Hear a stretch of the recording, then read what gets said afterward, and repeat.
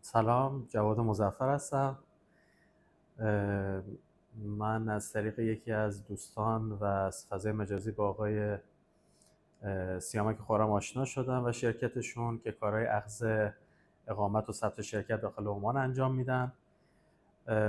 خیلی خوشحالم که باشون آشنا شدم، چون تمام کاراشون رو طبق همون گفته هاشون چه به صورت شفاهی چه به صورت کتبی انجام دادن، از مراجعه حضوری و فیزیکی در ویزا مدیکال تا کارهای ثبت شرکت و اقامت، همچنین راهنمایی کامل در مورد باز کردن انواع حسابات و بانک‌های مختلف و حتی اخذ اقامت خانواده.